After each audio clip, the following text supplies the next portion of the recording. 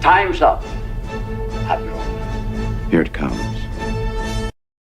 Chevron 1, coded.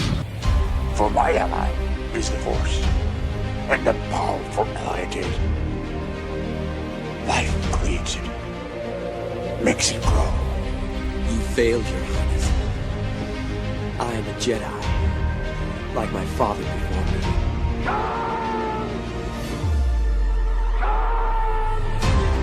Cry hammer, and let's set the dogs of war. Chevron 2 is coded. Conan, what is best in life? Crush your enemies, see them driven before you, to hear the lamentation of your women. It's all in the reflexes. I'll also say that you're heavy into martial arts, Tai Chi and all that killer stuff. I suppose we have to register you as a lethal weapon. Chevron 3 encoded. And somebody ought to belt you in the mouth. But I won't. I won't. The hell I will. Chevron 4 encoded. Do you expect me to talk? No, Mr. Bond, I expect you to die. Chevron 5 encoded. You take the blue pill. The story ends. You wake up in your bed and believe whatever you want to. You take the red pill. You stay in Wonderland. And I show you how deep the rabbit hole goes. Chevron 6 encoded. Laugh a while you can, monkey boy. Great Scott. Back off, man. I'm a scientist.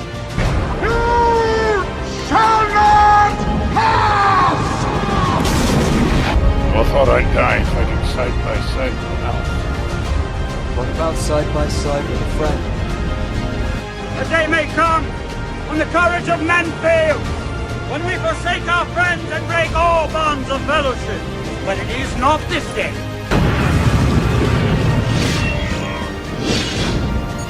Chevron 7 is locked.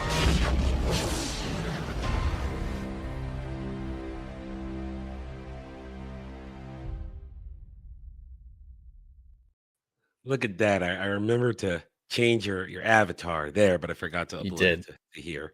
So I'll remember for next time. I plugged in the flash drive and I thought, shit. There was too much trouble at that point. So I'll get it next time. But I remembered for the main one. You did remember, but when you change out the one on your background, I think you should add in something on the screen. And there's something very apt that happened, like R.I.P. Warner Brothers or in loving memory of Warner Brothers on the actual screen behind you. Yeah, something like that, honoring the passing of Warner Brothers. Yeah, we're gonna get into that tomorrow on Roundtable. It's a developing story. There's so much to it. Well, I mean, this isn't a Christmas movie, Frank, and even though it's not, I'm still wearing it because for the month of December, I will wear the Santa hat on stream every time, no matter what's going on. Regular videos when I do make them, and I will be making them soon. Regular videos, I will take it off, but for December, it's my way of trying to be festive. Y'all call me curmudgeon, but I'm not. Well, normally I would be wearing the Santa hat this month as well, but I have a NASA hat. We're talking about a movie about NASA people, so it just felt appropriate. apt. It's appropriate. I mean, next week we're doing a Christmas movie, and I remembered finally. Everybody go to the posts tab on the channel. Chat choice for fourth quarter of 2025 is up. Christmas movies. You guys have till next weekend to submit your suggestions, and then you will vote quickly. And by next weekend and following weekend, you guys will watch your Christmas movie before we go on Christmas break. Anyway, welcome everybody to Saturday Night Drive-In, where we try to take a break from everything, as I suppress a hiccup, to enjoy talking about movies. Sometimes we love them, sometimes we hate them, and sometimes we're going to get very intellectual, and I think we're going to get intellectual tonight with Jed's choice. But how you doing, Endless Jed? Endless Jed. Yes, I am doing great. It's been a busy week for me with the channel rebrand, streaming, getting a ton of people watching my gaming streams. Hopefully going to do more of those, but it's great to be here talking about one of my favorite movies. Yes, I know I am a Nolan fanboy, so no one should be surprised that I absolutely love this movie. I do have to say, apparently I'm cosplaying as Michael Keaton's Batman tonight because I pulled something in my neck right now, so every time I'm turning, I'm using my whole body to do it. I've been so there. If you see that, you'll understand what I'm doing. I'm just cosplaying Michael Keaton. I've had the stiff neck where so Mhm. you can't you have to do this. The Mm. worst one ever is when I got sick one Christmas and it was my entire torso was couldn't move. It was terrible. That Mm. was a really bad one. But anyway, this was Jed's choice this week. Interstellar. I had never seen it. This is my first reaction to it ever. And I'm going to have some thoughts. Anyway, before we get going, good sir, Algrim the Strong at the century level for 34 months. So, quick housekeeping since I've been absent. Jed is the Hollywood scholar deceased or simply added upon. Glad you're feeling better, Adam. So yes, I am feeling better. I'm still sick. Whatever this was, we're going into week 3 now. Whatever the hell I picked up, it's ebbing. My voice sounds worse than I actually am. It's just still a little laryngitis-y, but I'm fine. But Jed, why don't you explain to a good Sir Algrim what's going on?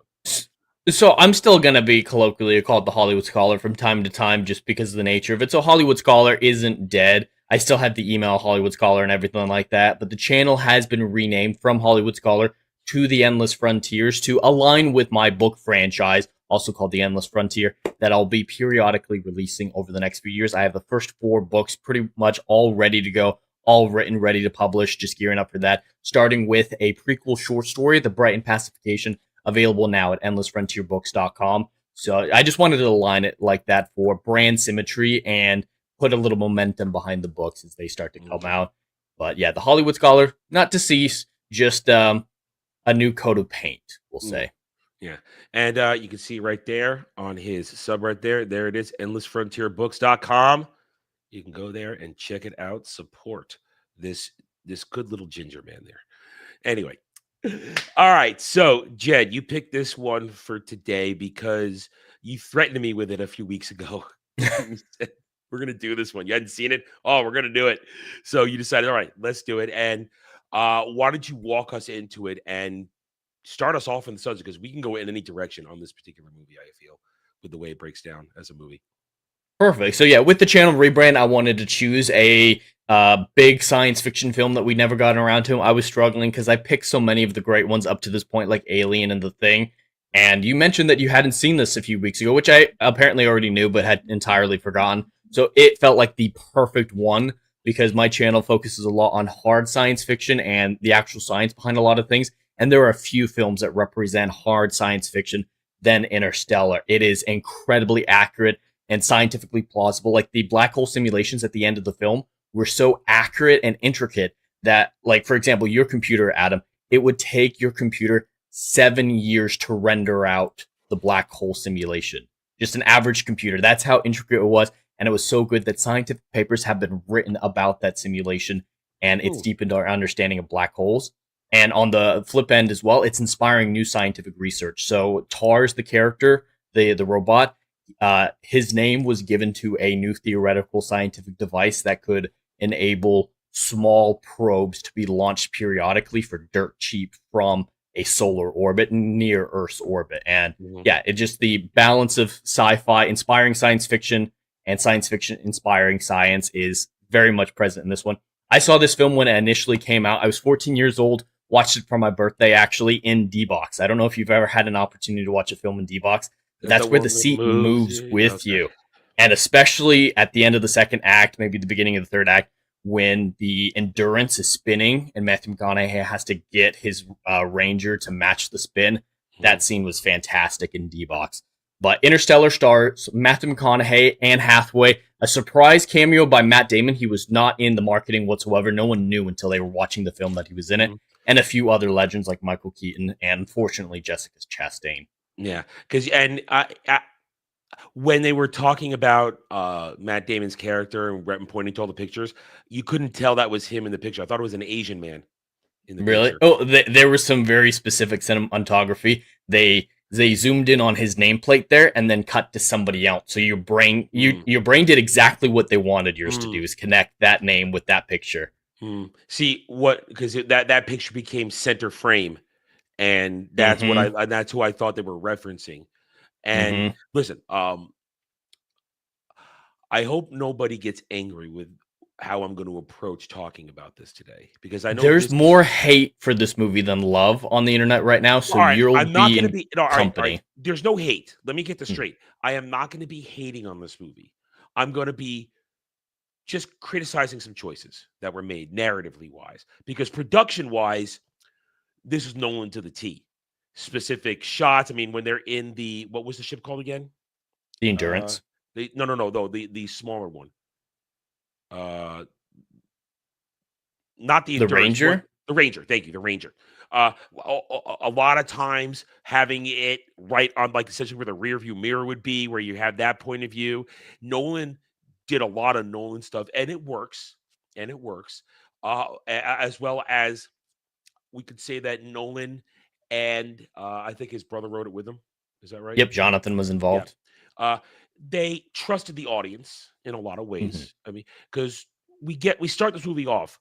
At first, you think it's current day, but enough discussions happen in the first 15, 20 minutes. Realize, no. We're in the future from where we are now. You're without dates. No dates are given. No references to events are really given, other than we are made to understand a world war had happened because of essentially a food crisis. And when it was all said and done, the world isn't, the population is massively decreased, because at one point, John Lithgow's character says 6 billion people. Can you imagine? Yeah, I know you can't imagine that. So clearly there's not 6 billion people on the planet anymore, far less. We know that the Dust Bowls are killing the crops one at a time. We know that the enemy was India, because that's what they call the drone that lands there, and that they salvage. And so you're able to piece together pretty quickly if you're intelligent, because they give you the breadcrumbs. You have to put it together yourself, which I'm capable of. I'm not lunch meat. I like myself as I won't say I'm prime rib, but I'm a good New York strip. I'm a good solid New York strip. But you piece together, this is the future. You can see by the laptops, it's different technology. They are now looking at essentially an extinction level threat. The worldwide famine that is continuing to grow and grow.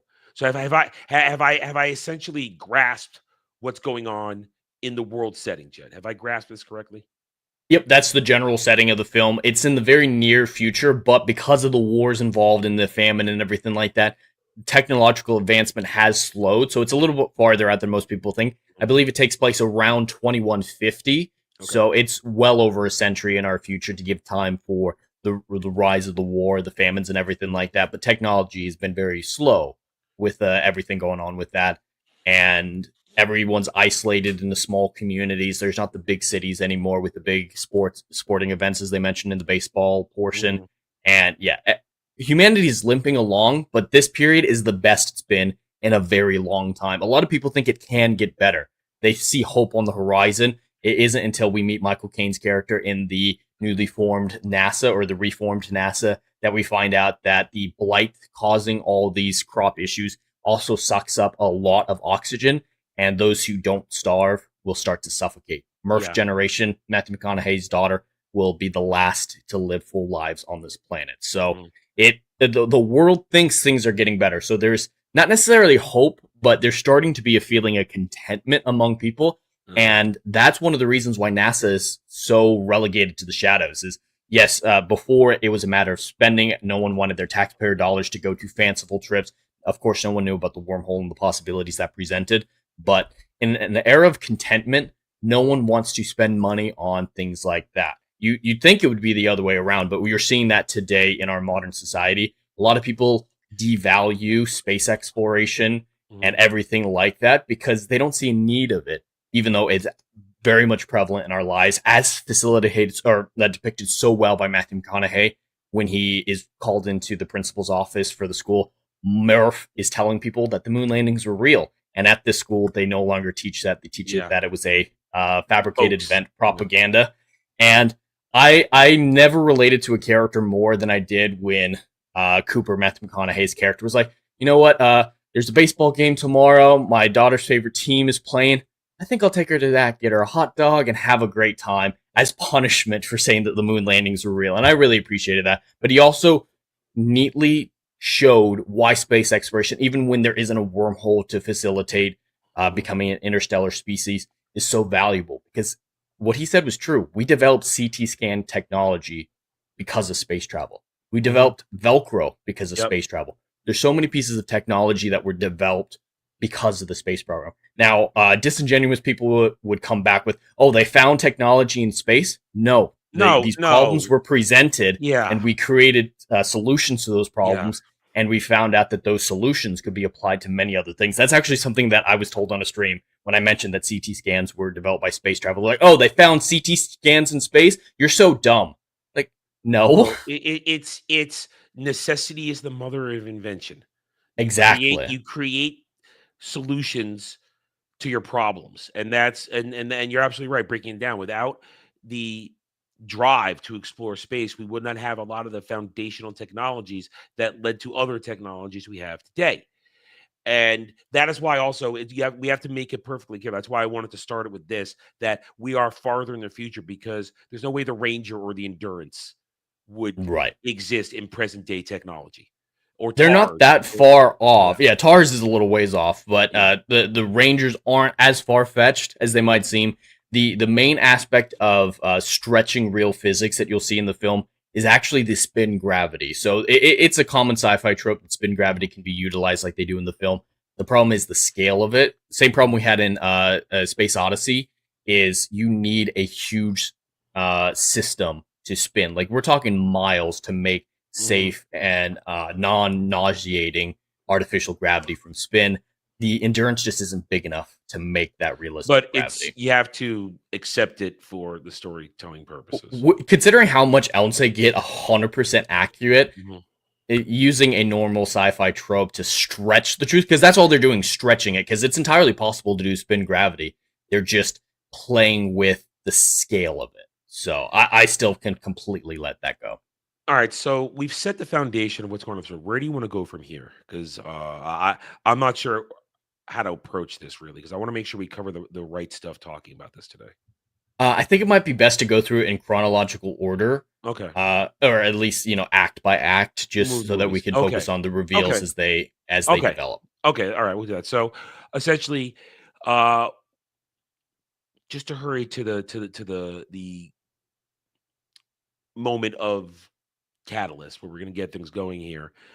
After a particular nasty dust storm where Murph doesn't forgets to close her window, a lot of extra dust is in her room. Now, at this point, she had been complaining about a ghost in her room and this and that. She didn't break the Apollo model, this and that. And Cooper's trying to teach her that, everything can be proven. It has to be proven before it needs to be fact. They have to do the scientific method. He's instilling her a logical approach to things, which is good. I like that. That's good character work. And also, during this first part, they're setting the foundation, father-daughter relationship, good dad type of stuff. And that's the backbone part, one of the backbones of this movie, that everything he's doing is for her. And she's got a bunch of, her room is essentially a mini library. It's about a part of a big bookcase, and the books are falling out. And she sees a pattern, and Cooper sort of sees a pattern, doesn't, but then he sees other things.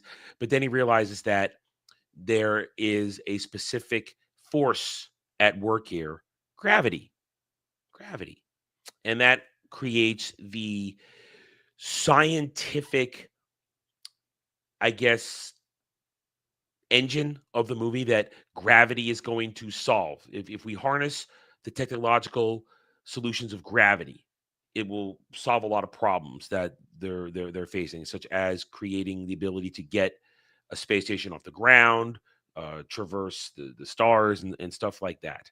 Have I grasped that correctly too? I want to make sure I'm not missing anything here.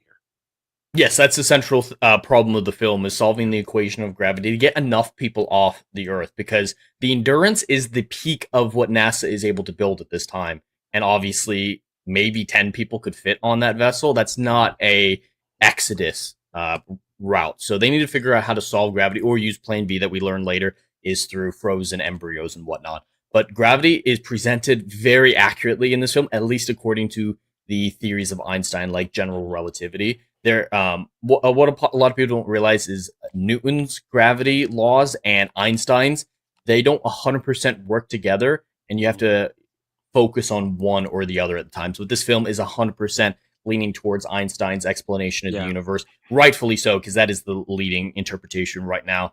And especially with things like relativity and time dilation, it's central to the film. And it's presented absolutely accurately, because in Einstein's theories, it's the fabric of space-time. Space and time are intricately connected, and gravity is the distortion of space-time. So it can transcend both time and space, because that's what it fundamentally is. What the reveal is in that gravity is basically the one thing that cuts through it all, because it can't be stopped, essentially. And I do appreciate the time dilation, because a lot of people, when they play with black holes, they forget in science fiction, they forget about the time dilation. They forget about that. Or make it too small, like in Fantastic Four, or around a neutron star, not a black hole. But still, the scales involved are massive. And the film really does a great job, because in Einstein's theories, time travel into the future has always been possible. We all do it. We just don't realize it because of how small the scale is. Gravity affects our head and our feet differently. So our head and our feet travel through time at different rates. But once you get out into space around these large bodies, you're going faster than the speed of light, or as close to the speed of light, and you're around black holes. It starts to make a massive difference. And it's about a century in the film that it takes. And that's a real problem that we're going to have to face going out, becoming an interstellar or even interplanetary species, is dealing with that difference. Barring discovery of energy sources that would change our ability to do more than we can. Because to me, that's always been the bar in the way. Energy source powerful enough to get us beyond our own solar system without having to do cold sleep and hibernation and stuff like that. So enough energy to do something like a wormhole, warp, or gravity manipulation. Because a lot of people are confused how an equation can solve everything. Well, it's not an equation, but the equations of aerodynamics have given us control over the skies. So it's the same principle. Yeah. And there's a lot of parts to it. There's the math part, but then there is the physical aspect. As I said, it would take an energy source we're not aware of or haven't discovered yet, or can't tap into, to elevate us to. I'm having trouble with my words today. Maybe because I don't want to get this one wrong as we could do this discussion. I'll make sure I think it out properly. In order to reach the strength that one would need to accomplish these monumental tasks. And like you said, the movie does an excellent job working with the most fundamental things that we would understand for space travel. Nolan doesn't stretch it beyond the impossible. He keeps us able to wrap our minds around it, because nothing we see in this is beyond reason. And that's what it's all plausible. That was his rule. Good word. Plausible. By making it plausible, that's what makes the movie. It makes the movie relatable. It's like, okay, I can see this happening. I can get behind this. I'm not completely pulled out. And for the record, what got me a little pulled out of the movie had nothing to do with the science or the math. It's the application it's the narrative, the characters, it's the storytelling. Then in the end, I have a bit of a problem with here. And have you ever heard anybody complain about the storytelling in this, Jed, in the arguments? In some aspects, like with the love storyline, but most of the criticisms that I've seen for this film are from people who found it boring, like Cal State talking about in the chat. And yes, it is a slow movie. It is a slow burn. And I'm the target audience. I am perfectly attuned to this type of film, but it doesn't work for everyone. So there's that. I feel like with my narrative complaints, maybe 20 minutes could have been shaved off this movie. It's possible. It's a long movie. It's almost 3 hours. I could see a few places where it could be trimmed. But the other aspect that I see people criticize a lot is fundamentally, they don't understand the film. So their explanation is it must not make sense. It's very much, if it doesn't make sense to the film. No, I'm not saying that that's you, but there are people who don't understand the black hole at the end. So they're like, the whole movie's trash. The black hole thing doesn't make any sense. Well, it does.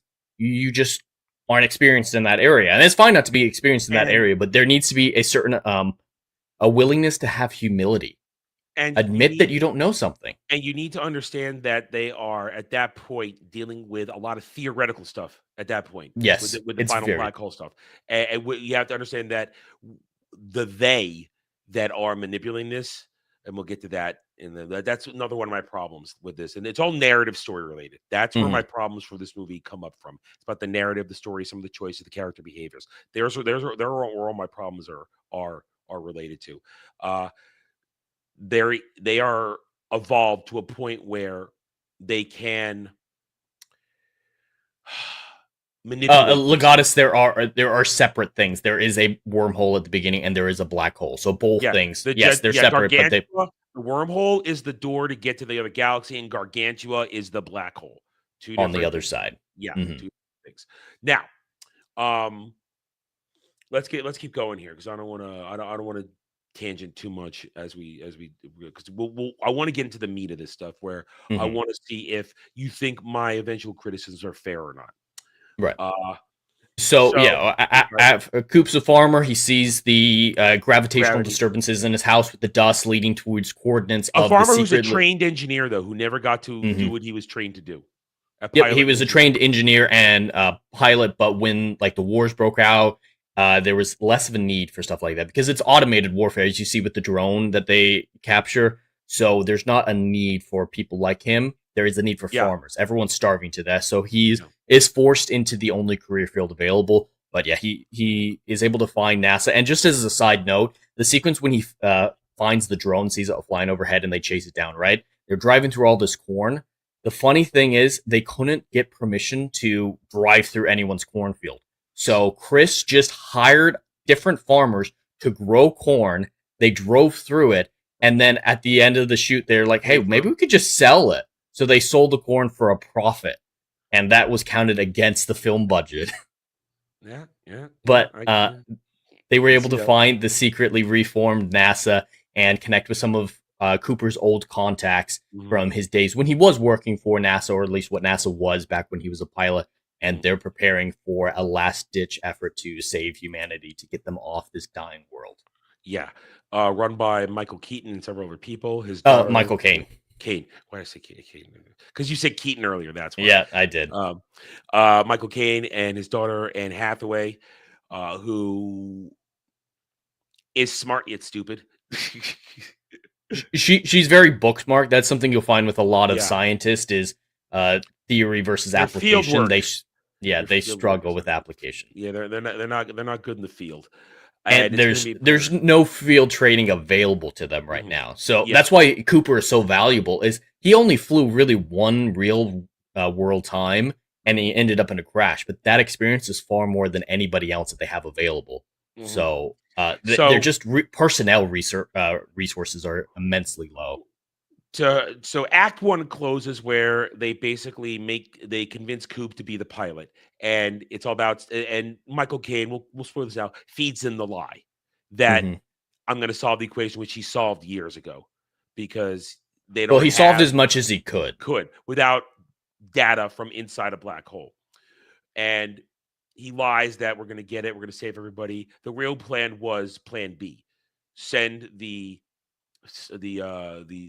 fertilized cryostasis eggs out there to restart a colony so that the species can continue someplace else.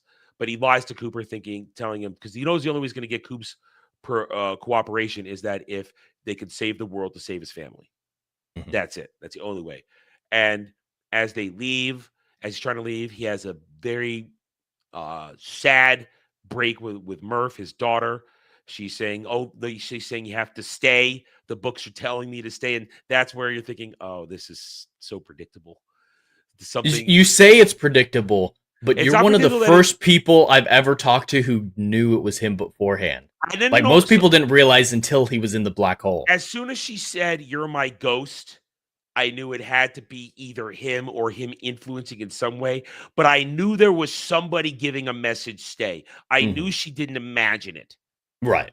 And that this is somebody knew what was going to happen, that tells me, it already told me that this mission was going to be a disaster. It already told me that. I was like, okay, maybe this is my experience as a storyteller, as somebody who's watched movies for all my years.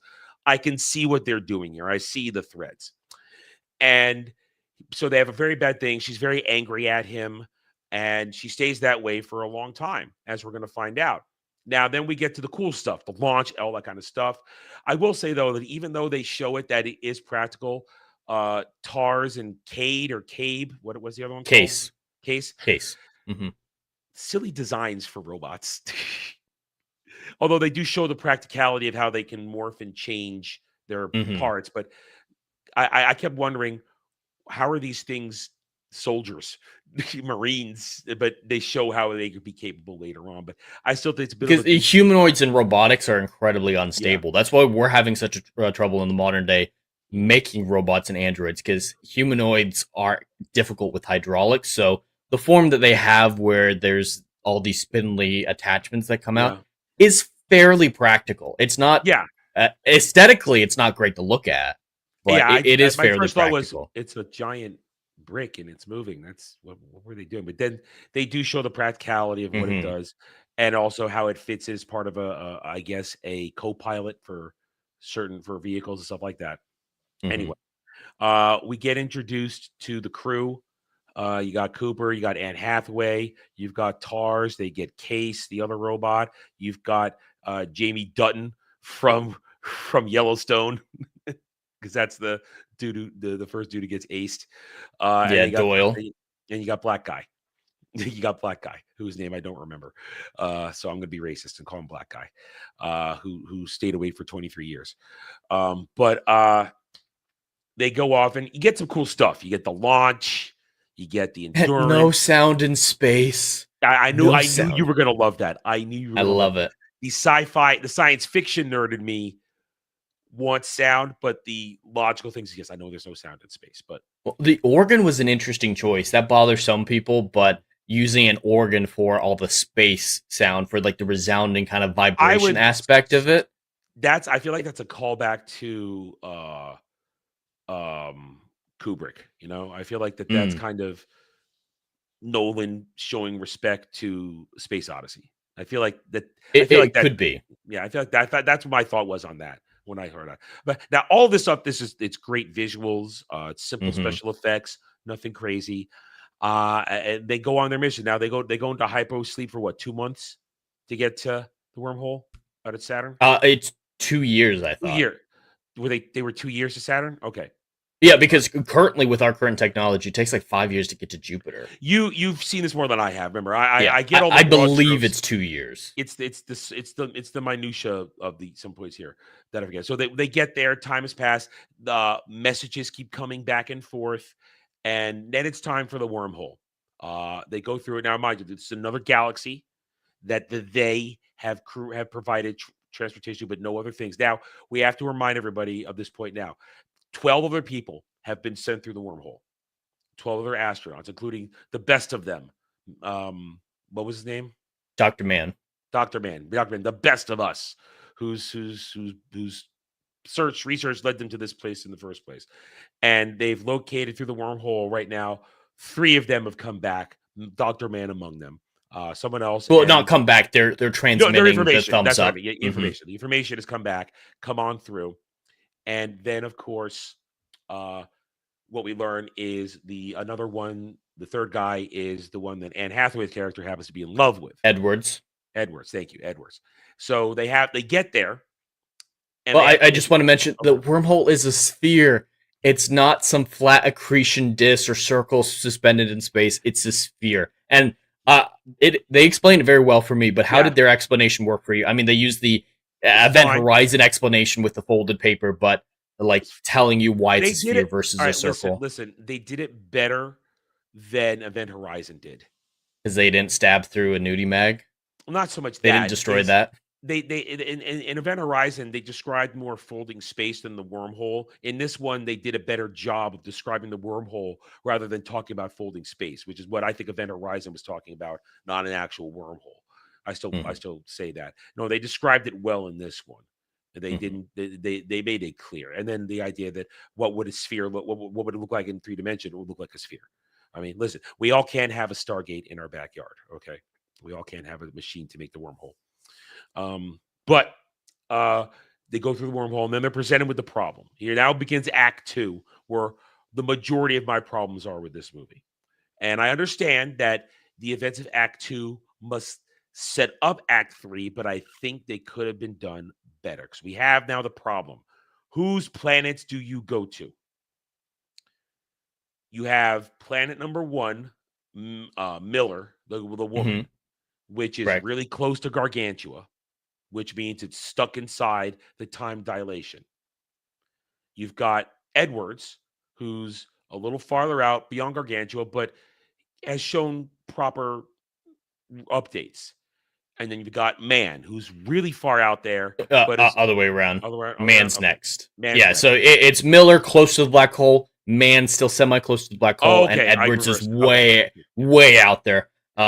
Edwards' data is probably the best out of the 3, but he stopped transmitting 3 years before they went through the wormhole. So that is a concern for them. Miller's data is really good, though, because they have water, liquid water, which is one of the most important compounds to human survival. But there's the problem, and here's where we go now. So it's Miller or Edwards or Man. It's Miller, Man, Edwards, and Edwards for out. And Brandt, Anne Hathaway's character, wants to go to Edwards because she's in love with him, and that's the tagline of the movie. Love transcends things. Love is a foundation. I don't have a problem with that. I don't. I use that theme in a lot of my writing as well, the emotions of this. But it bothers me. It is one of the things that bothers me most about this film because it is so firm sci-fi.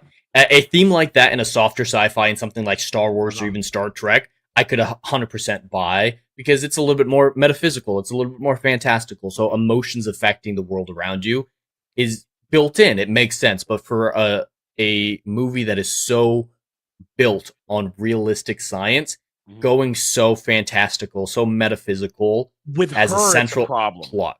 With her, it's a problem. With Cooper later on, it's not a problem. Right. Because So of what's going on. It being part of the plot is what I have a problem with. Her believing it's true, I think, is fine. Yeah, her believing it, that's a character believing something. That's but unrelated. At that point in the movie, that being her primary reason, I get it. But then also, I had a problem with that. I was thinking, you're being dumb, lady. I don't like that speech she makes. I really don't like that speech. To me, they make the stupidest mistake. And here is where we said, I appreciate that they get the idea of time dilation correctly.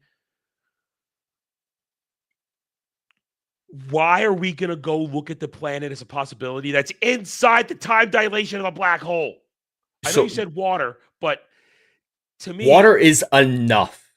Liquid water is one of... there's ice water throughout all the universe. It's one of the most bountiful compounds out there. But liquid water, that is enough to make that nearly the best looking planet. I understand that. Time dilation is actually beneficial. So let's say, hypothetically, Miller's planet is the best planet, right? That there's not the waves, there's actual land, and you can breathe the air. Let's say it's Earth 2.0, right? But it's in the time dilation. That's actually a great thing. That is a boon in the planet's favor because part of the crew can go down there, start plan B, build a civilization while Cooper goes back. And you'll have time to they'll get support sooner because a colony cut off from other people for decades is dangerous. It's that same instance. And we're going to talk about this out just because I know Stargate is science fiction, but there's the episode where the wormhole, where the gate connects to the black hole planet, and the dilation is slowly expanding out from the SGC, and people come and go faster because in there 20 minutes, but it's been longer outside, so help is coming faster. Exactly. The point is, though, I know you're looking at it from scientific logic, but my non-scientific logic says, let's not be closer to the black hole. That's my thought. And also, when they're talking about how much time they're going to, because now you may be talking about the sense that, yes, it makes sense they can get time to get help there faster, but they don't have a lot of time on Earth is the problem. And the fact that going to Miller's planet would cost them years that Earth doesn't have. To me, that was smart people being stupid. And I have a very big problem with that. And they get even dumber when they get down there, in my opinion. So go ahead. They are trying to think scientifically though, so because it makes sense from a scientist perspective, I think that's why it works plot wise because there are so many benefits to this planet, and Cooper does his best to mitigate them. Of course, there's extenuating circumstances, I get but it. I would make the same decision from the scientist perspective. The one thing that I'm concerned about that they don't really address is the sun. How does that solar system sun work? Is it so we know that Miller is orbiting the black hole, well, they're all orbiting the black hole, but is it their star system that's orbiting it? If so, then Miller will move out and into the time dilation field throughout its year. So there's stuff like that I want to know as the science geek. But no, with the information presented, yes, Cooper's pushing back on it hard, doing the best he can so he can get back to his daughter sooner. But from a scientific perspective, that was a planet that needed to be visited. That must be. And see, I get what you're saying. Just my logic tells me too much risk to the time frame that they're in. And once they're down there, and of course they semi-land and they discover that the dilation is what it is, and that Miller had only been there a few minutes and literally probably just died right before they got there. Mm-hmm. Then they get dumb, especially because they show something that shows me how dumb they were. Why not send TARS, who clearly could make that trip in seconds, to retrieve it instead of having Anne Hathaway walk out there? And then Jamie Dutton is just an idiot standing there going, it's Case, not TARS, but it was Case, same difference. I would have sent Case, but the problem is Anne Hathaway was disobeying orders, and the robot needs to obey the person in charge, which is Cooper. So Cooper was saying, get back. And so it was her individual decision. I need this flight recorder data. And I know you made the point before where she said lack of field experience. And that's where it shows. And it's good for the character development. But I just feel as though these are mistakes being made simply to set up the now story element of the time lost and the time passage. And I feel like it could have been done in a way where characters don't behave like morons. That's my problem with the narrative right here. And that's where I would still disagree with them being called morons, because there's the writing aspect that I think supports Anne Hathaway making the mistakes that she does make. And I think it is founded in a scientific argument why they needed to see the planet. I do agree that there are better ways they could have accomplished it, though. But this planet, we haven't mentioned it. It's a really cool idea where it's tidal forces. So do you know how tides work on Earth? Yeah, the moon. Yeah, so it's the moon, the gravity. The tides actually aren't moving, coming in and out. The oceans are virtually stationary to a certain degree. The water bulges out towards the moon, and Earth is rotating into the bulge. That's what the tidal forces are. So with the black hole, those tidal forces are a massive increase. So that's why those high tides. I'm not pushing that aside. I just feel like this whole situation is written to create the problem of the lost time of the 23, 26 years, whatever it is, that they're on the planet for a few minutes, but actually is taking place outside the time dilation. I feel like it could have been accomplished better without these choices. And I know the argument is, well, it's good for her character, to her lack of field experience, but I can't. Cooper, the experienced one, is pushing back on all those decisions. Yeah, I know. So the film realizes that these are mistakes and is showing you competing. But I have a problem. I have a problem. I can't quite reconcile it. I think it's a little bit of an error. And the fact, and then you have Jamie Dutton, whatever guy's name is in the movie. I only know him from Jamie Dutton. That's how I keep calling him that. He just stands and goes. Well, he also has no experience either, and we've seen in other scenarios he doesn't do good with stress in a life and death situations. But Cooper's saying, get back in here. He's in a flight or flight instant, right? They're torn between, hey, should I help her? Should I get back to the shuttle? And being frozen in fear, which is a very normal response. I get it, but that's where the command of Cooper comes into play, and it breaks him out of it. Yeah, it breaks him out of it. It's the whole sequence. I just don't like this whole sequence, this whole section. This is my biggest problem with the movie, this part, because it's done to create the 23, 26-year time gap. That's why it exists in this movie. It's purely a plot device to create that happen, and it doesn't feel organic to me. It feels like they did it just to make it happen, and that's my biggest problem right there. That is my biggest problem. I have a few other small problems, but they're, again, narrative related. So I can't agree with any of that. I haven't heard anyone say that. I've mainly heard people say, I don't understand relativity, so it's stupid. So, but I haven't heard. Makes sense. Yeah, I haven't heard anyone make this particular argument. And because I understand relativity, I wouldn't have gone near it, because time is not something we have to spare. Mm-hmm. I would have said, let's try Miller, because we're not going to lose time. That's what I would have done. And that's why I think Cooper is such an important factor in this, because he doesn't have the science mind. I don't have the science mind, but my innate leadership abilities, my innate ability to look at things logically, as I like to believe it, tells me, let's not fuck with the thing that could lose us shitloads of something we don't have: time. That is, and your scientific brain tells you, but it's such a golden opportunity with the water and the time which can be fact. See, that's why that's where it shows both of those perspectives in the film. Yeah, and that's why my instincts tell me we should have gone the way, and that's my problem, because my instincts go against what the movie did. And so that was my next question. You already answered. You would have made different decisions. That was my next question. Like, had you ever heard anybody make this commentary? No, you haven't. So this was a first. I'm glad to be the first one. Well, addressing Ariel in the comment, we've mentioned it a few times, but NASA has been newly refounded. It was defunct for a long time. They haven't had the resources to train, really. They haven't had the time to train, really, and there's no real-world scenarios that they could train. I mean, they, of course, all have simulator training and stuff like that, but this isn't NASA at its peak. This isn't NASA right now, or even in the 60s or anything like that. This is a NASA scrounging for every dollar.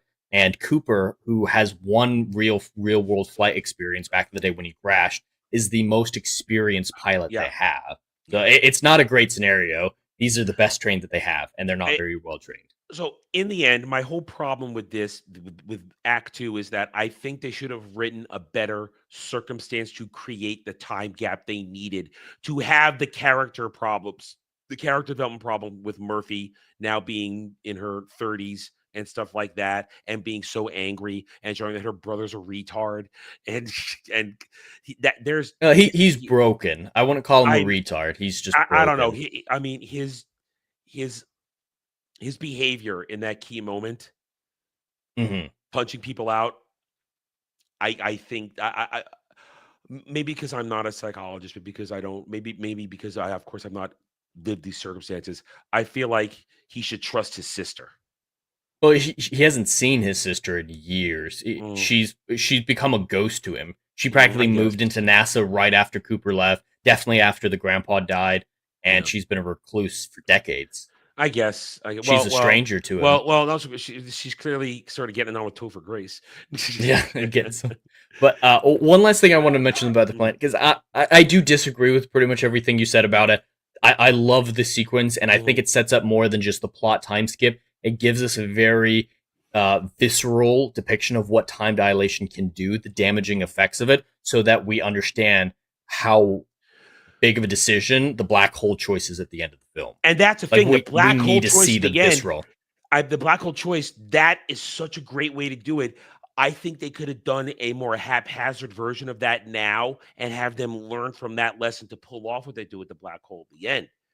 That's just how my mind works, and it's just simply, I think it's the creative difference. I'm looking at this from a different creative difference. And Ariel, if you want to go back early in the stream, we talk all about that at the beginning of the stream. Yeah, the setting we talk about. We don't have time to rehash that right now, but you can rewatch that. One last detail that nobody gets without looking up online. This isn't something that you can even pick up from the film, but if you noticed on Miller's planet, for the majority of the time that they were on there was a ticking clock in the background. You probably heard the sound, the ticking clock. Now, a lot of inferior directors just throw in a ticking clock to increase suspense, get the audience on the edge of their seat and stuff like that. And it's the pacing for the wave, isn't it? Is that what it is? No. No. Each tick is a month back on Earth. It is showing you the passage of time. Oh, okay. You need to look that up. I thought you would have to look that up. You wouldn't know that just watching the film, but knowing that that's what that was for. I think that's cool, but give us something to hint at that. I don't like it that I have I don't know to how they would have been able to because the characters wouldn't hear it. So I think it's just a cool I Easter think egg. it's cool, but I don't like not knowing it unless you tell me. That's my problem. I think it's a very cool thing because I thought the ticking was some sort of pacing for the wave. That's what I thought when I was. I guess they could show it in a way with like there's a timer on the clock that's been attuned to Earth time and Miller time, and they just show it for it. That's not Nolan. Nolan wouldn't just show you the numbers. Yeah. That's the thing. Yeah. But I think that's cool, but I feel annoyed that I'd have to be told that. That's just the thing. But all right, so we disagree on this whole thing, but we don't have to agree on everything. And this was my biggest problem with the movie. That section was my biggest problem because I don't like the way it was executed, but it doesn't ruin the movie. But it does create now the circumstance. All this time has passed on Earth, and I guess we can hurry through this part in the sense that Jessica Chastain is the worst part of this movie as Murph's daughter. As older Murph. She has no range, dude. I'm not a fan of her as an actress. I'm not either. I think she's fine and serviceable, but the young Murph, I think she did a far better job. The 10-year-old version of Murph was fantastic. Her bitterness is here's the thing. She gets bitter. She does the bitter part well, but the problem is it's not. I don't feel for her because of Chastain's performance. I have no empathy for her because I think she's being dumb. Yeah, I sympathize way more with Michael Caine through this bit, even finding out the big lie. I understand why he made that decision. I understand it too. It's a horrible thing, but sometimes that's the burden of leadership. It's the burden of leadership. You make the calls, and you're the one that carries the guilt or whatever weight those calls bring with you.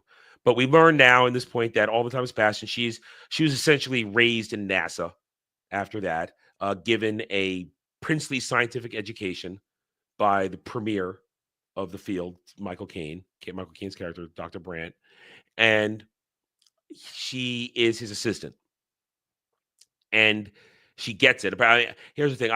My only problem is that Murph is just so special. I know this before we do this whole era of, whammies of that, but I feel as though the first part of the movie didn't give me enough to believe that she's just that good. She's just that good. And what are her accomplishments? Her actual accomplishments, not anything given to her. What does she do? She learns. So a lot of people have called her a girl boss in the past. I'm not saying that's. I'm not calling her a girl boss. Yeah, no. Yeah. But I'm addressing that criticism of the film, and she does at first glance seem to be an over genius, but she had a predisposition to science, as we saw early on, given the scientific method to fight for scientific principles like the moon landing, which was real, and everything like that. So there's a foundation to have a desire towards science, and then, like you said, she was the prodigy of Michael Caine, so she got the training. But more importantly, she didn't solve the equation. Michael Caine had the equation just with the gaps missing from the quantum data in the black hole. They set that up. Right. Yeah. And then she's given the pieces to fill in. So all she's transcribing. That's all she's doing. She's not figuring it out. She's not solving anything. She's purely transcribing it. Any dozens and dozens of other scientists with an understanding of the mathematics of the equation could have accomplished the same thing. She merely had the emotional connection to facilitate the bridge at the end of the film in the black hole. So she's not a genius. I mean, she's put up as a genius at the very, very end of the film when she's an old woman because of what she facilitated. But she was a conduit. She was not a genius. I'm sure she was very smart, but if Topher Grace, it looked like he was a physicist working on the team too. If Topher had the watch, he could have plugged in the numbers. I can accept this. It's just transcribing. So she's not. I don't see her as a gold boss. I don't even see her as a super genius or anything like that. Okay. She just had the emotional connection and the predisposition to science enough to understand. You know what I think this is? This is you've seen this enough times that you're able to parse this down. On a first looking, it seems like she's put in that place, even though 100%. Even though all the pieces are in place, where she says you're doing this with your hands tied behind your back, this and that. and she admits at the end, I just, did what I did. I didn't do anything.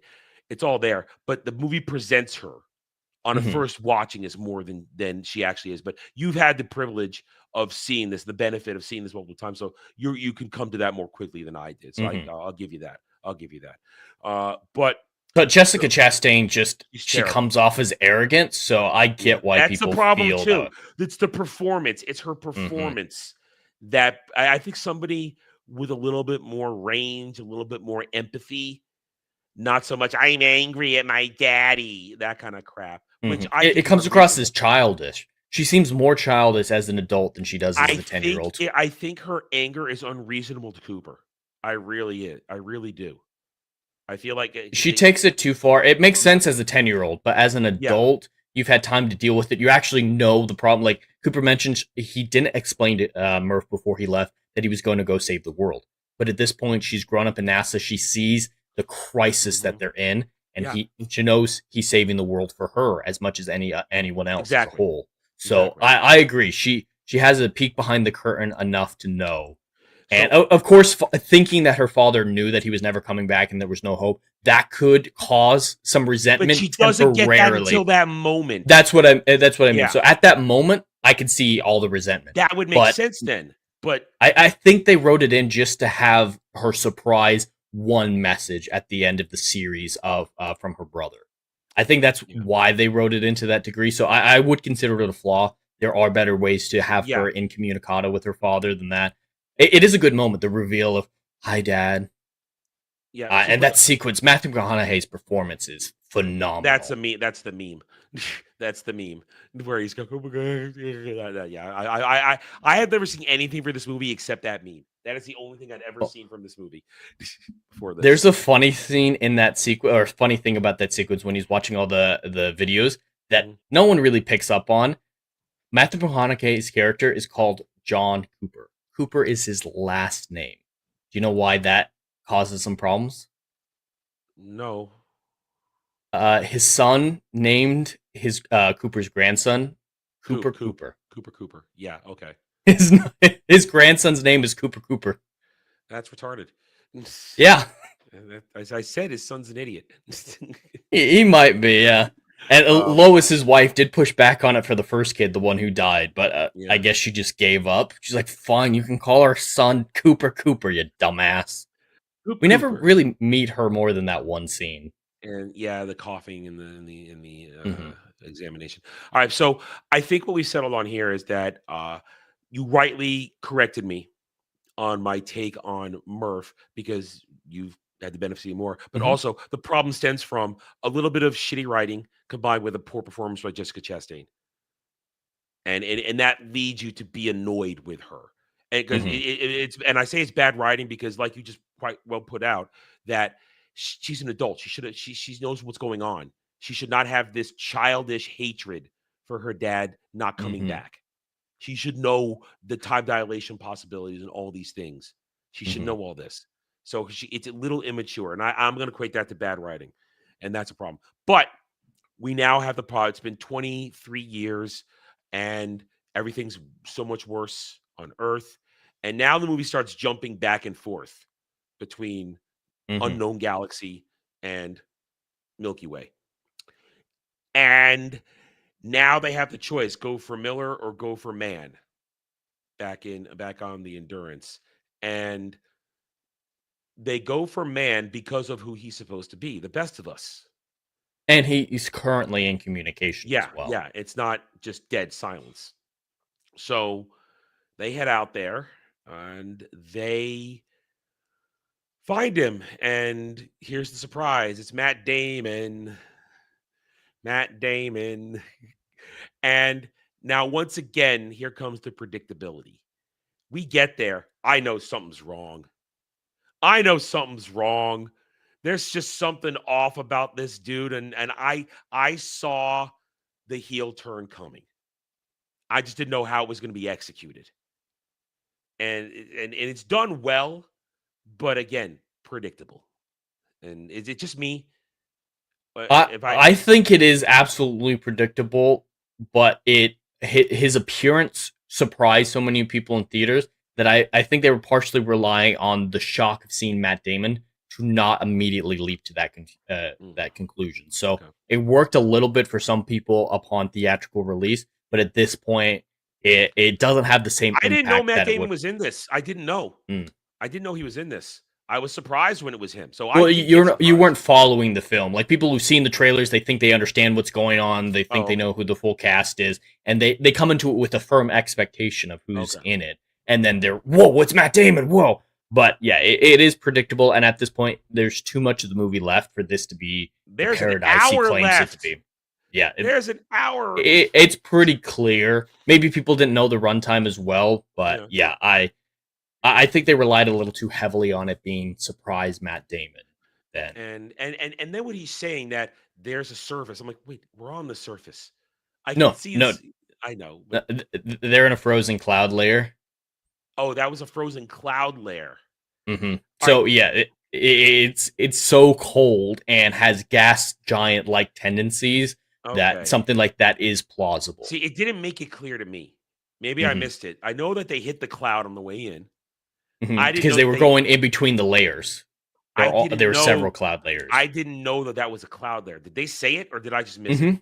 Yep, they talked about it being cloud layer, and they even is there a surface? They're like, is there a surface between all this? And later on, Matt Damon's like, yes, there is a surface down there, which there isn't. I missed it. So it's basically a gas giant. That's my fault. I missed it. I missed one. to say that these were layers, and I got it that we're on some sort of layer. I missed it. It was a cloud layer. I missed that. That's what that was. That's on me. That's on me. Essentially a cloud layer, yeah. Okay. So we learned very quickly after being there that first of all, now it is a good setup that what kind of isolation can do to somebody. And it broke him. It broke him. And all he could rely on is the mission, save humanity. And to him, saving humanity meant throwing anybody else under the bus in order to do it. And I mean, he already threw all of humanity under the bus with Plan B being the only option. Yeah. So what's adding a couple people to 6 billion?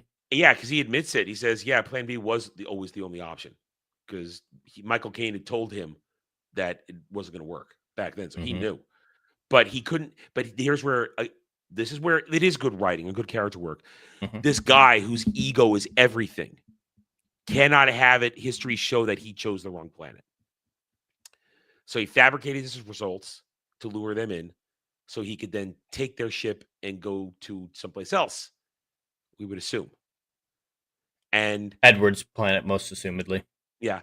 And then, of course, he tries to kill Coop in a fight, but Coop managed to get the transmitter back. And then Tars and Hathaway get back to him in time. But Man isn't listening. He ends up also sabotaging and blowing up Black Doctor in case they get aced, which is unfortunate because Black Doctor, he dealt with 26 years of isolation, 23 years. He handled it a lot better because he didn't even have the robot. Matt Damon had a robot for the first few years before it broke down. Yeah. And I love the moment where Matt Damon is trying to crack Matthew McConaughey's visor and Cooper goes, hey, you've got a 50-50 chance this is going to break your own helmet.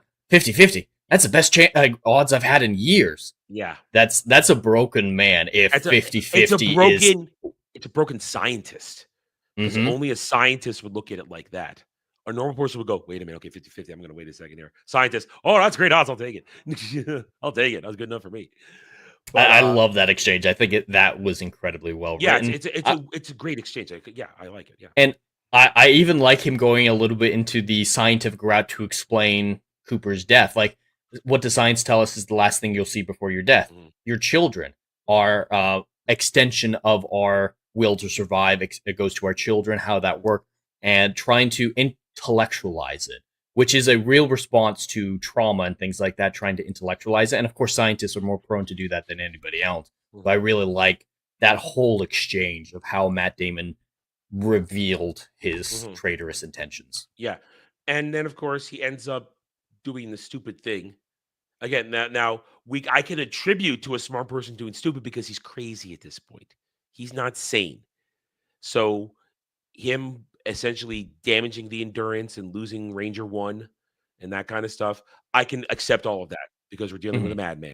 Point, an egomaniacal madman who cannot take it that history would look at him poorly for making the mistakes that he made. And then you get the cool thing you mentioned earlier, or no, we were talking about this in the green room where No, I mentioned it with the D box. Oh, you're based. Okay. That was. It's been an hour, and I'm sick. Leave me alone. I got a few more days of that excuse. But now it's pairing it up. It's a very cool sequence. A lot of good physics involved in this because you got to remember it's space. It's space. It's not. We're not on Earth. We're not on a gravitation. Air resistance makes a big difference, or the lack thereof in this case. Yeah. And then we get the choice. We got to get to Miller, but how? And they already set it up. Edwards. But how? They'd already set it up. Skim the black hole. Essentially, we're gonna slingshot around the sun a little bit, almost essentially. And it's the same principle. Yeah. And now this is where the movie gets metaphysical. Now we get metaphysical. Plausibly metaphysical. It's definitely meta. We're definitely getting meta at this point because they go through this whole cool thing where they have to jettison weight in order to allow the endurance to make it out of it. And Coop's going to sacrifice himself along with Tars. Tars is going to get the information, and Coop is just a dead weight at this point. He's done it. Says, I've done my job. I'm the pilot. I got you there. You're going to go this. And they get sucked into the black hole while Anne Hathaway gets shot off to Edwards' planet. And now with Case, because Case wasn't destroyed in the explosion where the black guy died. He ran out of it, so she's got Case. Yeah. But the point is, she's on her way for Plan B. Because Edwards' planet turns out to be everything they need. It's sustainable. The readings are there. Atmosphere. They can breathe without their helmets on, and the weather seems decent enough. Because at the end, we never find out how Edwards died, though. I would guess old age because they were there. Well. No, he was dead before then, wasn't he? Yeah, before the time dilation on Miller's planet. Well, she clearly found his body because we see her making. Yeah, she buried him. Yeah. So something, maybe wildlife exposure. There's accident, plenty of things that could. It's not important, but there was a camp there. We see there's a whole a base camp set up at the end there. Point is though, and now Coop and Tars get sucked into the black hole, and cool stuff. And then we learn the truth of it all. And here's where we get my other problem. Not so much these events. This is a personal thing. So this is now purely subjective, not objective, this commentary here. Why don't you lay out what happens now with this? Why don't you lay it out? Since you've seen it enough times. I don't want to mess anything up. Why don't you lay it out? Perfect. So you explained it really well at that point. They're trying to slingshot around the black hole so Anne Hathaway can get to Edwards' planet. And they try to get rid of all the dead weight, Tars and a Ranger and Cooper. They had different types of shuttles. They're not all Rangers, but we're just going to call them Rangers for simplicity. They fall into separate Rangers down into the black hole. There's a lot of really cool visuals that happen. He has to eject from the Ranger and goes down in just his spacesuit. Now, there was already the plan for Tars to do this. That was something that they were discussing back on Man's planet. Yeah. They already had the first basis of the plan because it is real world that regular everyday practical physics is very different than quantum physics on the quantum level where things are incredibly small, right? And a black hole isn't supported by regular physics. You have to incorporate this different rule of reality. And so, and in the quantum realm, or not in Ant-Man and the Wasp. Move on. It's okay. Move on. In quantum physics, there is an ability to manipulate space and time through things like quantum entanglement, or as Einstein calls it, spooky action at a distance. So Tars was going down there to see if he could physically show or notice the bridge between real physics and quantum physics and read the data. They had no hope of transmitting it. That's a problem because black holes suck in everything, including light or massless particles, and any radio transmissions would be included in that as well. So they have no way to get the data out. They were hoping he'd figure out some way while he was down there, but it was virtually hopeless. But it was that bridge between the quantum physics and practical physics that was the key to the gravitational equation. So they were going down there, and suddenly the gravity isn't as big of a player as you'd expect it to be, because there's no way a human being can survive going into a black hole because of a thing called spaghettification. Actually, if you were to observe someone falling into a black hole, they'd fall, and then they'd slow down from your perspective until they eventually froze because time was moving so slowly for them in relation to you, and then eventually fade away as the light from bouncing off of them was captured by the black hole, and they just fizzle out of existence. But there would be a spaghettification aspect. This is when I knew we were getting to metaphysical, because I'm thinking, why isn't he crushed or whatever from gravity? My mundane knowledge. And I'm So like, okay, the way was prepared for him by the fifth Exactly. dimensional beings. So yeah, that's what facilitated his survival. Is the fifth dimensional beings have control over gravity, and they can control the gravity around him to prevent him from getting crushed. and they created a single point in time centered around Murphy's room. Yep. So he gets into a tesseract in there, and there's, as much as people have a problem with that final season of Peter Capaldi's Doctor Who, and there are plenty of issues with it. In the first episode of season 10, there's a point where he's lecturing the university, and that's what Bill's introduced to him. And he's giving the speech. Imagine, if you would, time laid out before you like a building, or like a city. One building is the day you were born, another is the day you die, and you can walk through them as easily as you would a real world city. That is a great explanation for what these fifth dimensional beings are and what they've created. So we exist in 3 dimensions and travel through 4 dimensions as everyday people, the 4th dimension being time. Theoretically, there could be 2-dimensional people who experience 3-dimensional space like we experience time. And the same is true in the opposite direction as well, growing into more dimensions.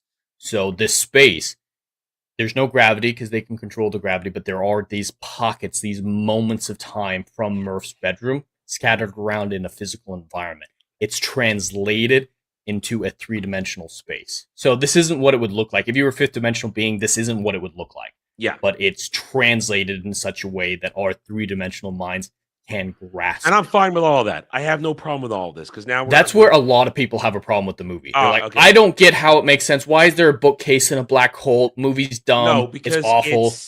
Because they twisted time and created, like I said, a tesseract, a moment, the window. I have a problem with that. Here's my problem, and here's the reveal. One, I have no problem with him being the one doing that stuff, because that's the connection. The watch and all that stuff, because the watch has to be the vehicle to transmit the message through Morse code. Fine with that. The revelation that the 5th dimensional beings, are humans so far in the future that they're affecting the past like that. I don't like, I want to say this correctly. I do not like self-fulfilling prophecies. This is definitely one of those. It's time travel where it always happened this way. I hate that. I am a firm believer, and Jed can attest to this. It's already present in my writings now. It's something that I will continue in my own writings. That I believe in free will. I believe in shaping destiny. I don't like predetermined stuff. I like to put that they're free will, team free will, to quote Supernatural. That's my last biggest problem with this. That it's all self-fulfilling, predetermined. It was going to happen. That in order to make it happen, they have to send the information back. This is narratively, it's not as emotionally fulfilling as other forms of time travel, like Back to the Future laws or whatnot. It is the most scientifically sound, though, because violating causality would cause a lot of problems in physics. It would violate general relativity. Like I mentioned at the beginning, time travel into the future has always been possible if we can go fast enough or close enough to a strong gravitational force.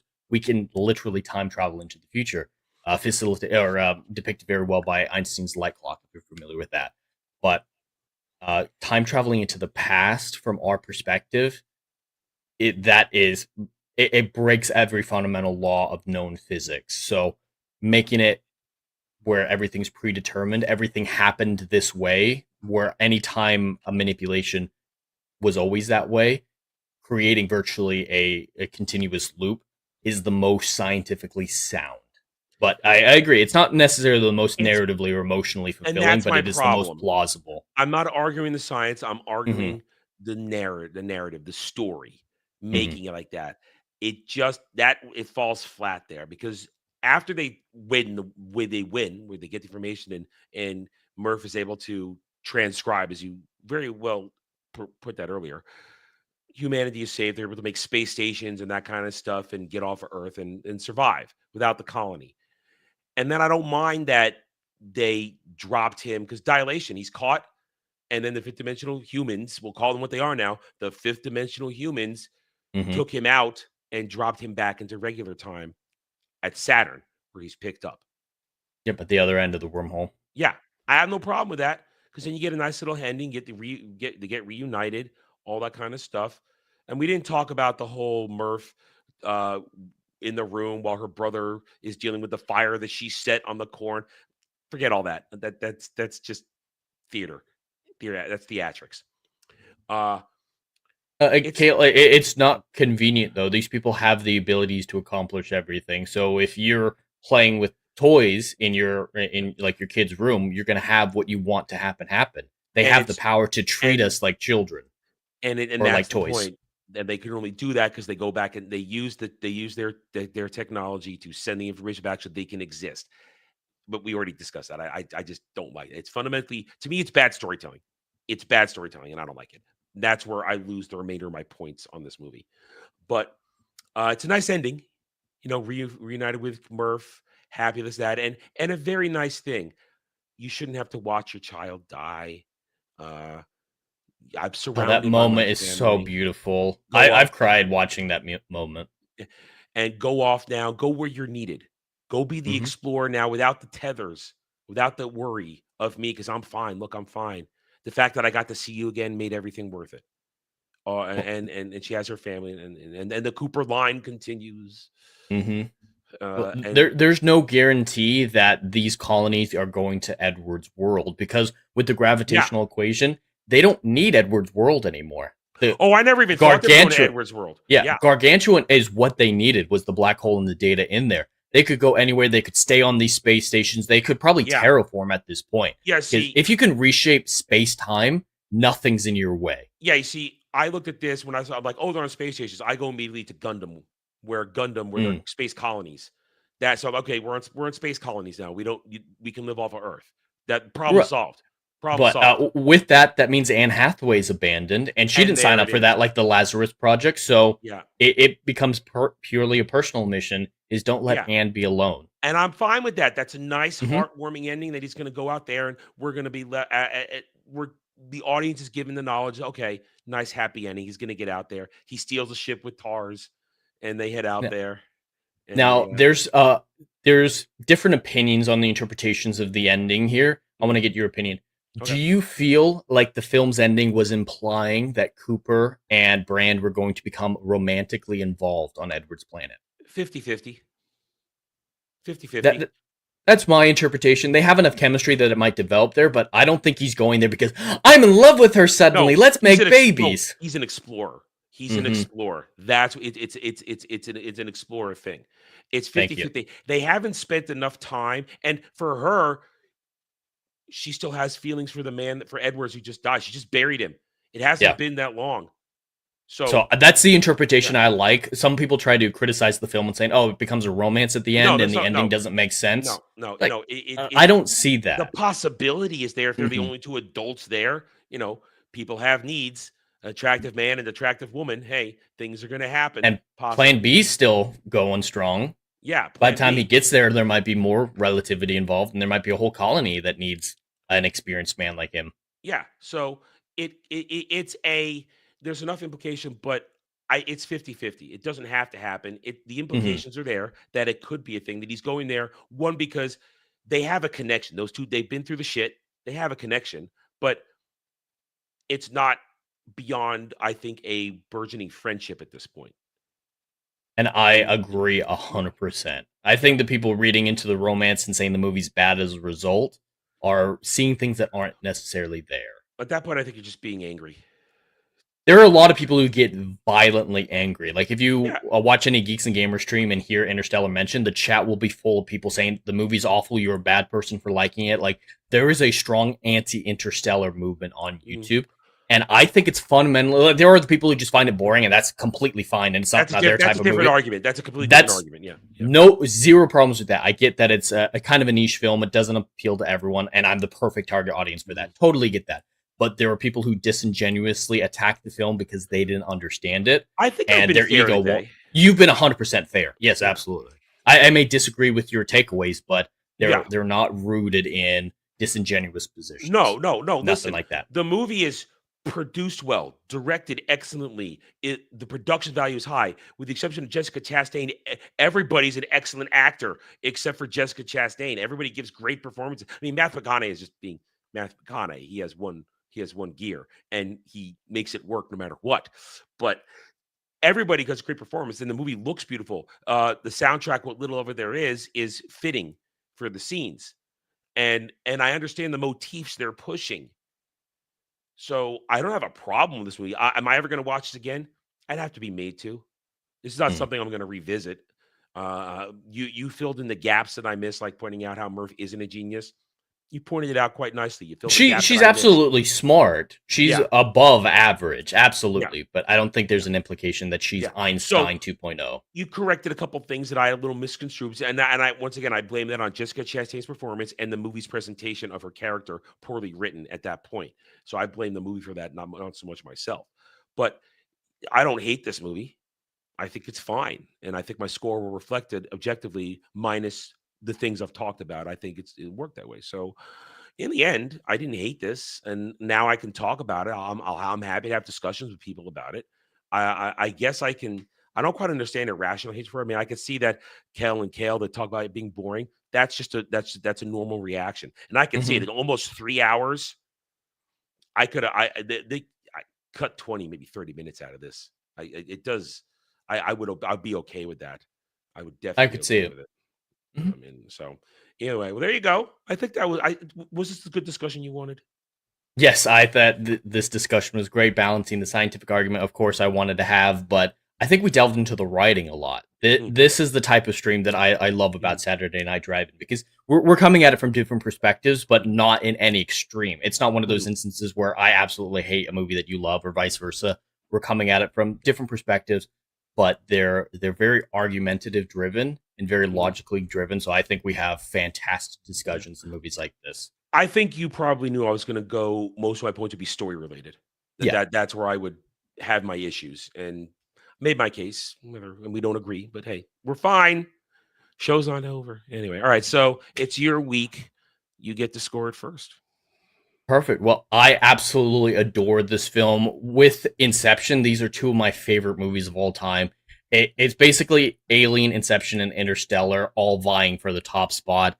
I think it's phenomenally well done, balancing out real hard science fiction and great storytelling. I think the father-daughter relationship is great, the backbone of this film. It's emotionally compelling. Like I said, I've literally cried watching this movie before. It's heartwarming and intellectual. It balances out the things I love most, writing and science, to such an immaculate degree. At the same time, I do recognize why people wouldn't like it. I do recognize that it's slow and boring, and that my tastes aren't a common taste. And there are issues with the writing, specifically with Murphy's presentation as an adult person, because of her casting and her writing. And there are contrivances, so I'm not going to give this a perfect score or anything like that. I do think it is far better than the average person gives it credit for, so I will have to give this an 8.5 out of 10. Ooh, I'm not far off from you. I think I've made my points clear. For me, the most of the from a objective standpoint, produced well, acted well for the most part, except for Chastain. Mostly written well. I appreciate the scientific application. We mentioned at the beginning of the stream. It makes it relatable. We can believe it's happening. Nolan does trust his audience to make logical conclusions on stuff. My problems stem from certain narrative choices and this and that, and I still feel that it could have been done differently and still gotten the same effect of losing those 23 years to still achieve the goal you needed for the time passage to put the pressure on stuff like that. But in the end, I give it an 8 out of 10. I think it lands quite. The movie deserves the respect it has, because Nolan is a great director, and we deserve to have a movie treat us not like idiots. And this movie doesn't treat us, the audience, like an idiot, and I appreciate that. All right. Well, this wasn't a Christmas movie, and we only have time for 2 more weekends for Christmas movies before we're go on Christmas break and to get to the New Year's. So I get a Christmas movie choice next week. Jed hasn't seen this. It's an adaptation of the Christmas Carol. I wanted to do something a little fun, a little goofy. We're gonna do Bill Murray's Scrooged. It's an interesting take on A Christmas Carol. It's a fun one. I think it's fun. I think you'll like it. You might not laugh out loud a lot, but it's pure Bill Murray. It's pure Bill Murray, and the cast is well rounded, and it's got a lot of good stuff in it, and it gets across the message of the Christmas Carol in its own interesting, unique way. Not very deep, but it's not supposed to be. But I wanted to get a Christmas movie in that. And remember, guys, you guys will choose the last movie of the season. Go to my post tab at the channel. It's up there. The rules are there. Chat, choice, fourth quarter 2025. The only main rule, the only thing is got to be Christmas movie. And I guess it'll be left up to Jed and I decide wherever we get to pick it or make the list. Does it qualify a Christmas movie? And yes, we've already decided Die Hard is a Christmas movie. But yes, Die Hard is a Christmas movie. Yes. We've already done Die Hard. But we haven't done Die Hard 2. We haven't. I've never seen it. All right, guys. Thank you all for joining us today. We appreciate each and every one, whether you're here or over on Endless Frontier. Hit those like buttons, subscribe to the channels, and we'll see you guys next time. Until then, take it easy. And if we don't see you till then, Merry Christmas.